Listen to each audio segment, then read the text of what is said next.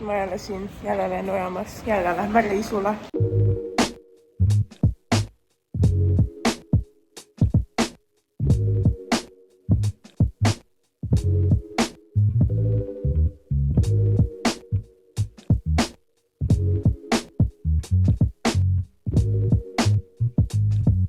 Masin, kus sa saad pilti teha ja ma ju tahan. Ma pean kinnitama, et ma olen 18+. Täiega nulla, vaadake. Mul on siin mu põletusarm midagi. Do you like this photo? Yes. Tervitused Brüsselist! Mina olen siin Brüsselis, sellepärast et Euroopa Parlament ja Euroopa Komisjon koos kutsusid mind siia pressireisile, mis korraldatigi Eesti ajakirjanikele ja meid on ka 2 sisuloojad siin, mina ja mu lemmik Eesti tiktoker Smart Avocado. Kas ma olen temaga sõnagi rääkinud? Ei ole. Ei kavatse ka, ma lihtsalt fännan from afar. Ja ma mõtlesin, et kui ma siin juba olen, siis teeme sellest ka ühe ilusa toreda YouTube video, kus ma veid selgitan ja näitan, et mis ma siin teen, mis me üldse siin teeme, mida meile siin näidatakse, keda meile siin näidatakse. Täna on meie esimene päev ja tänase päeva me veetsime Euroopa Parlamendiga. Ja nüüd tavaliselt, kui sisuloojaid kutsutakse Brüsselisse, siis see on enamasti kas Euroopa Komisjon või Euroopa Parlament. Minu arusaama järgi vähemalt väga ei ole sellist asja olnud, et sa mõlemad nagu koos tarbid ja näed. Aga see reis, täna me olime Euroopa Parlamendis ja homme ja ülehomme oleme me Euroopa Komisjonis.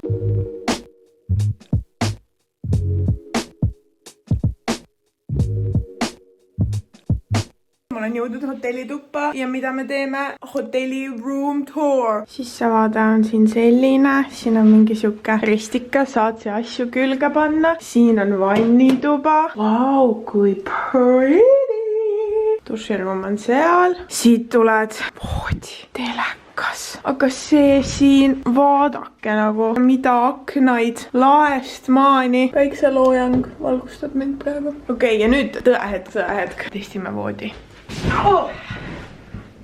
Topib väga hästi. Ja täna käisid meiega vestlemas pead kõik Euroopa Parlamendi liikmed, kes on Eestist. Meie päev algas sellega, et meiega tuli rääkima Jüri Laas, kes on siis Euroopa Parlamendi presidendi Roberta Metsola spokesperson. Mis eesti keeles on see sõna? Ma nüüd peast ei tea, see tuleb siia ekraanile. Tema rääkis meile natuke oma ametist, sellest, mida tähendab olla Euroopa Parlamendi presidendi spokesperson, see sõna eesti keeles. Ja seda ametit on tema pidanud nüüd 3 aastat, kui ma nüüd õigesti mäletan, ja rääkis, et tööpäevad on hästi pikad. See oli meie selline siuke päeva sissejuhatus. Me saime küsida lisaasju, kui huvi oli, mida enamus ikkagi oli, et see oli selline tunnine vestlus. Peale teda tuli meiega rääkima Sven Mikser ja Riho Terras. Ja nemad rääkisid hästi palju siis kaitsepoliitikast ja kõik, mis selle turvalisusega seosneb. Ja mis mulle endile kõrvu jäi eriti nende vestlusest ja ka edaspidi väga paljudest teistest Eesti esindajatest, Eesti saadikutest, kes rääkisid väga palju seda sama juttu, mille peale ma ise isegi ei ole tulnud. Kaitse suurimaks probleemiks on see, et erinevad Euroopa Liidu liikmesriigid ei näe näiteks sõjalist olukorda samal tasemel. Meie, kes me oleme Eestist, mõistame väga hästi seda, kuidas meil päriselt on agressor, riik ja me mõistame seda ohtu, mis selle ümber kõik käivad, sest et me elame täpselt Venemaa kõrval. Ja mida nemad tõid välja ja ka teised poliitikud, kes meiega pärast rääkisid, oligi see, et proovi see siis näiteks portugaallastele või hispaanlastele seletada, et Venemaa on oht. Nende jaoks on Venemaa nii kaugel, et nad ei mõista seda, et see riik tegelikult päriselt on ohuks tervele Euroopale. Just näiteks Ukraina toetamine ei ole iga riigi jaoks samal tasemel asi, mis ta ju võiks olla ja mida meie kui Venemaa naaberriik mõistame, kui oluline see on Ukrainat toetada ja kui oluline on see, et Ukraina võidaks selle sõja. Sest mis siis saab, kui ei võida? Aga teised suurriigid, kellel on tohu ja raha, ei toeta Ukrainat niimoodi ja ei mõista Venemaa ohtu niimoodi. Ja see oli minu enda jaoks siuke nagu veits nagu äratuskell. Asi, millele ma lihtsalt ei ole nagu varem isegi mõelnud, sest et minu jaoks on see nii loogiline, et me mõistame Venemaa ohtu ja me mõistame seda, et Ukraina peab toetama, aga et kõik riigid ei mõista seda. Vaat kus lops. Mida Riho Terras näiteks mainis oli see, et tema arvab, et Eestis peadaks tootma sõjalist varustust. Sellel teemal peatuti ka hästi pikalt ja see oli ka siuke asi, mis minu enda jaoks oli hästi silmi avav, et ongi, et me viime nagu juba üldiselt Euroopa Liiduna nii palju raha välja, et saada sõjalist varustust. Et kuidas nende asjade tegemine venib, kuidas see ei ole lihtsalt nii lihtne, et mul on praegu sõjalist varustust vaja, ma nüüd ostan. See ei käi päris niimoodi komisjoni, mis noh, jällegi nagu võib-olla loogiline asi, aga millele tavakodanikuna ei mõtle. Siis me käisime söömas, meil oli Euroopa Parlamendi sööklas, võimalus lõunat süüa ja teate, üks asi, mida mina olen siin avastanud, vähemalt siin Euroopa Parlamendis olles, on see, et taimset piima ei ole. Kohvimasinates kindlasti ei ole taimset piima, seal ei ole võimalustki. Kuskil kohvikus on võimalik saada taimset piima, aga näiteks seal Euroopa Parlamendi kohvikus, kus ma nägin, et oli taimset piima, oli soja ja mandlipiim, aga kaerapiim, mis on nagu the best, seda ei ole. Mis tähendas seda, et mina ei olegi tänase päeva jooksul kohvi joonud, sest et neil ei ole taimset piima. Peale söömist käisime me audiovisuaalsel tuuril mööda parlamenti, kus meile näidati siis erinevaid kohti, mida ajakirjanikel on võimalik bookida, kus nad saavad siis parlamendi liikmetega intervjuusid läbi viia. Seal oli kohti nii teleintervjuudeks kui ka raadiointervjuudeks ja samuti nägime oma silmaga ära Brüsseli saali, kus tehakse suuri otsusi. Peale meie lõunapausi oli meil au olla Jüri Ratase presence'is. Tema mainis näiteks autotööstust, mis on selline asi, millega suurejooneliselt tegeletakse. Jüri Rataselt sain ma näiteks teada ka seda, et Island pidavad väga tugevalt mõtlema, kas liituda Euroopa Liiduga või mitte. Ja lisaks rääkis Jüri Ratas täpselt samamoodi Ukraina juttu ja seda, kuidas erinevad riigid ei suhtu sellesse olukorda samamoodi. Peale Jüri Ratast jutustas meiega Yana Toom ja Yana Toomi jutuajamisest ma kirjutasin ülipalju ülesse, nii et ma lihtsalt loen teile, mis ma siia kirjutasin. Esiteks on ta mitmes komisjonis ja 2 komisjonis on ta koordinaator ja koordinaator on siis põhimõtteliselt komisjoni boss ja Yana Toom on 2 komisjonis koordinaator. Mida Yana Toom veel informeeris, oli see, et Eesti vastu on 42 rikkumismenetlust algatatud Euroopa Parlamendi poolt ja nendega on see, et sa võid hakata trahve saama. Et Eesti vist, kui ma nüüd õigesti mäletan, mis ta mainis, oli see, et mingi 2 trahvi on juba nagu saadud, on ja, aga et neid menetlusi on üle 40. Girl Estonia, mis meil toimub? Kuigi noh, ma eeldan, et teistel riikides see võib isegi nagu kõvasti suurem olla. Samuti on Yana Toom naiste õiguste komisjoni liige ja Eestis näiteks ei ole kriminaliseeritud vägistamine ja seda tõi ka Marina Kaljurand teemaks. Me jõuame selleni. See oli lihtsalt, et te teaksite. Ja minu tänase päeva lööklause ja lause, mis mulle nii kõrvu jäi ja nii pähe jäi, tuli Yana Toome suust ja tema ütles sellise lause: inimõigused on universaalsed. Ja ta tõi näiteks välja selle teema, et kui näiteks ollakse homoabielu vastu, siis kui sa oled ühe inimõiguse vastu, siis sul ei tohiks olla õigust tulla teisi inimõigusi endale nõudma. Et inimõigused on kõik kõigile ja sa ei saa olla mingi teatud inimõiguse vastu ja siis samal ajal endale inimõigusi juurde nõuda. Ja see teema läks mulle väga korda. See lause jääb mind kummitama. See oli tõesti ilusti öeldud. Ja võib-olla eriti, miks mulle see nii korda läks, oli see, et mul on siuke tätoveering.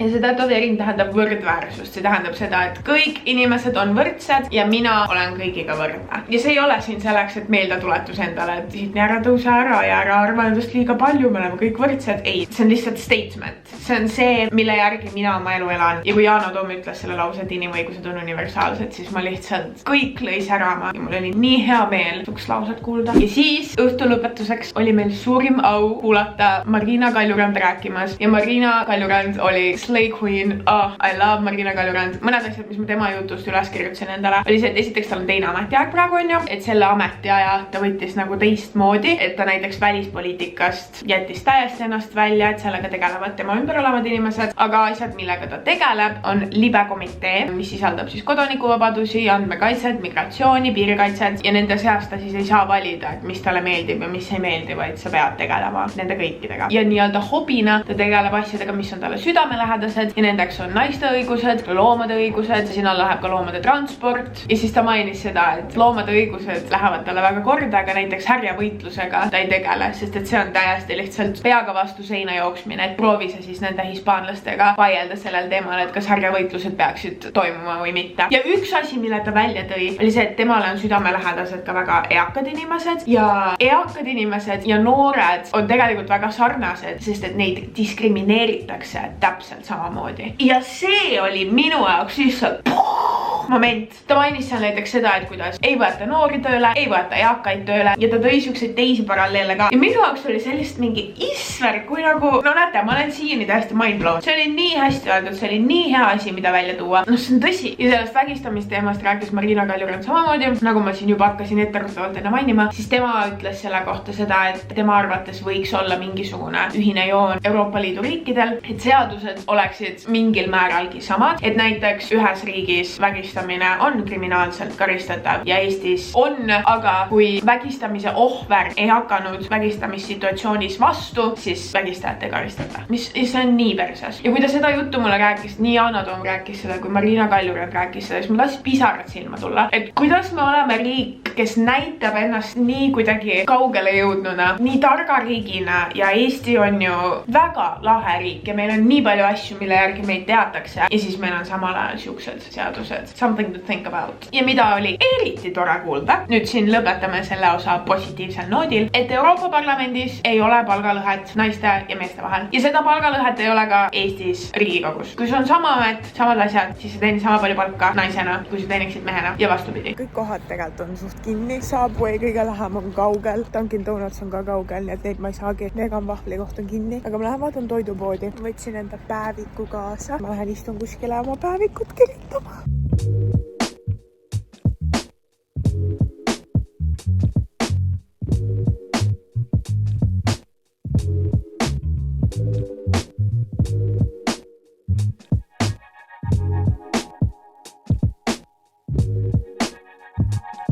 Ma kirjutan päevikusse otse ülekande Brüsselist. Tavaliselt ma teen asjad ära ja siis ma kirjutan pärast päevikusse sissekande. Ma saan otse ülekande teha. Ma kirjutan siia tere päevik, tervitan sind Brüsselist.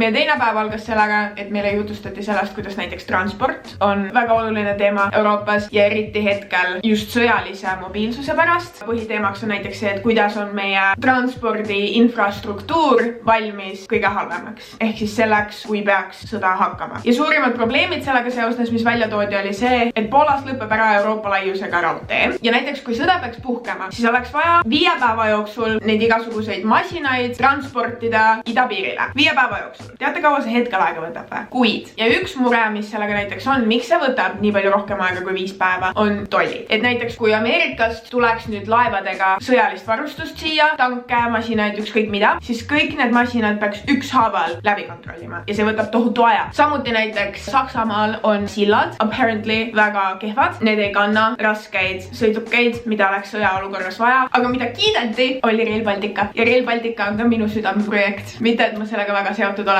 Aga mina ootan Rail Balticat väga. Muidugi hetkel on meil Lätis probleemid selle Rail Balticaga. Ja see on sellepärast, et seal sõlmiti selline veits teistsugune leping kui Leedus ja Eestis. Ja tänase päeva jooksul kuulsin ma väga palju Hiina teemalist juttu. Hiina omab Euroopas sadamaid. Hiina toodab autosid, elektriautosid veel eriti, mis on kõvasti odavamad kui Euroopas toodetud elektriautod. Hiina toodab laevu, neid odavamalt. Ja diskussiooni koht ongi see, et kuidas toetada Euroopa ettevõtteid, et tehased oleksid Euroopas koha peal. Teate, kellega me täna kohtusime? Kaja Kallasega. Kaja Kallasega isiklikult. Ma olen varem olnud Kaja Kallase töövari. See oli äkki, ma ütleks, mingi 2 aastat tagasi. Midagi sellist. Ausalt öeldes ma ei tea, kuidas mind sinna töövarjuks valiti, aga mind valiti. Ja see oli nii lahe päev olla Kaja Kallase töövari. Ja nüüd, mitu aastat hiljem, kui ta on nii palju kõrgemal positsioonil, nii tähtsal positsioonil Euroopas, teda jälle kohata. See jutt, mis ta meile rääkis, see kuidas Kaja Kallas juba nagu tuppa sisenes. Ta oli lihtsalt nii positiivne. Ta viskas kildu, kui ta meiega jutustas, ta ise naeris, kui ta meiega jutustas, ta oli väga expressionative. Ja seda oli nii tore näha, sest et ta ise rääkis seda, et kui me näiteks küsisime, et kuidas siis peaministri ja tema praegune roll tööalaselt erinevad, siis ta ütles, et ta praegune roll on kõvasti raskem. Näiteks tal ei ole kontrolli omaenda kalendri üle. Päevad on väga pikad, päevad on väga tihedad. Alles hiljuti nad olid käinud oma tiimiga siis 1,5 päeva jooksul 3 riigis. Crazy. Euroopa Liidu kohta ütles ta väga ilusasti, et me oleme tugevamad koos. Ja see jäi mulle kõrvu ja see läks mulle väga hingega, kui ta seda ütles. Ja mida ta nagu oma uue tööpositsiooni kohta veel mainis, oli see, et kui ta oli peaminister, siis tal oli 3 koalitsioonipartnerit. Nüüd tal on neid 27. Ja lisaks on tema tööpõld terve maailm. Ja kõik maailma probleemid on tema laual. Peale Kaja Kallasega hängimist käisime me söömas. Euroopa Komisjoni söökla oli minu arvates ilusam kui Euroopa Parlamendi söökla. Ja lõpuks sain kohviga, kus oli kokospiime. UV on 4. Võta mind, päike, võta mind. Anna mulle kõik pruunisus, mis sul on. Brüsselis pruuniks 2025. Näete seda või? Wow! Ja üks vahemärkus, mida ma tahaks siia ka öelda, on see, et siin on igal pool ülipalju turvakontrolle. Kui sa lähed kuskile sisse, Euroopa Komisjoni, Euroopa Parlamenti, kogu aeg turvakontrollid, iga natukese aja tagant turvakontroll. Ja ma tahaks öelda, et ma olen siin selle 2 päeva jooksul läbinud rohkem turvakontrolle kui oma elu jooksul, aga ma ei saa seda öelda, sellepärast et eelmine aasta Eurovisioonil oli täpselt sama asi. Igal pool oli turvakontroll. Siis meil oli au kohtuda Euroopa Komisjoni eelarve peadirektoriga, kes rääkis meile sellest, kuidas Euroopa Liidu budget sünnib, mis sinna alla läheb, kuidas see toimib ja see oli minu jaoks nii huvitav. Ma tavaliselt ei ole väga numbrite inimene, kui mulle nagu tööl ka näidatakse mingeid Exceli tabeleid, siis mul lihtsalt silmad virvendavad ees ja ma ei suuda nagu ridapidi neid asju välja lugeda, sest ma lihtsalt ei suuda endale sisestada numbreid. See on täiesti minu enda nagu kiiks ja miinus. Aga mõned detailid, mida ma siis selle eelarve peadirektori jutust endaga kaasa haarasin. Ma võtan oma telefoni kätte, et ma ei butcheriks neid asju siin. Euroopa Komisjon teeb eelarve ettepaneku järgmiseks arvatavasti 7 aastaks, juuni lõpus ja juuli alguses. Ja tavaliselt, et liikmesriigid jõuaksid ühisele konsensusele selle eelarve osas, see võtab 2,5 aastat aega. 2,5 aastat, et Euroopa Liidu riigid jõuaksid ühisele kokkuleppele, kuidas rahasid jaotada, kuhu rahasid jaotada. 2,5 aastat. Ja kui tehakse näiteks eelarve ettepanek ja üks riik ütleb, et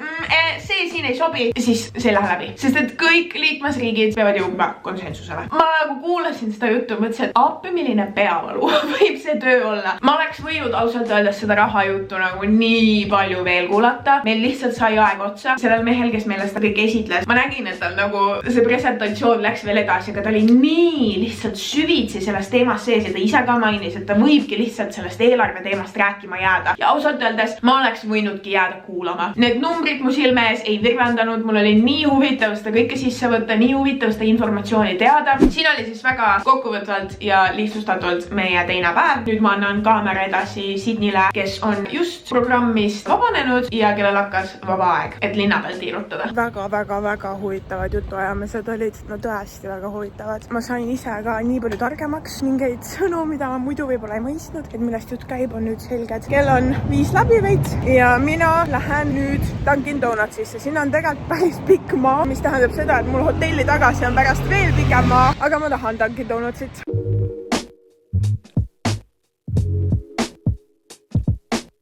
Dunkin Donutsisse ma ei jõudnud, sest et see koht, kus olema pidi, seda ei olnud seal. Aga ma käisin sellises kohas nagu #Joe and the Juice.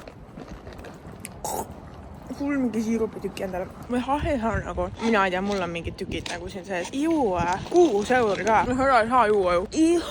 Vaata, siin põhjas on nagu mingid setet. Lassis on, ta ei ole nagu otseselt halva maitsega, lihtsalt miks mul on mingid limased tükid mu jääkohvis. Ma lähen endale vegan vahvit ostma, sest ma olen Belgias ja ma pean Belgias ostma endale vegan vahvit.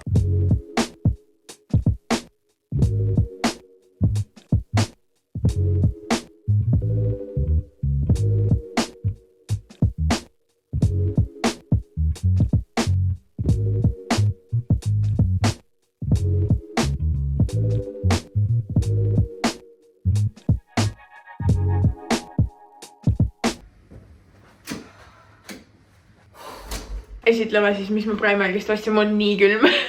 Ühesõnaga, ma ostsin Post Malone'i merch'i. Vaadake, selline särk. See on see auto, mis ta sellel country albumil. Ja siis siin on ta nimikirjas. Taga on kirjas, et if y'all weren't here, I'd be crying. Ja see sobis mu selle Texas eelikuga, mis mul täna seljas oli mega hästi. 14 €. Siis ma ostsin alukaid, sest et neid peab alati Primarkist ostma. Ma tahtsin ka sokke osta, aga seal ei olnud neid sokke, mida ma tavaliselt Primarkist ostan. Nii et ma ei ostnudki sokke. Üks Primarkis käik ei ole Primarkis käik. Kui ma ei oleks ostnud endale näomaske kaasa, need on 1 € tükk. Nüüd need on kallimad. Kunagi need olid nagu mingi 75 senti tükk ja ma alati igal pool, kus iganes ma Primarki sattusin, tulid näomaskid muga kaasa. Seda ka seekord. Euro eest näomaske saada, no proovi on. Brighten and refresh, hydrate and nourish, cleanse and hydrate, brighten and firm. Ja siis ma ostsin siuksed küüned.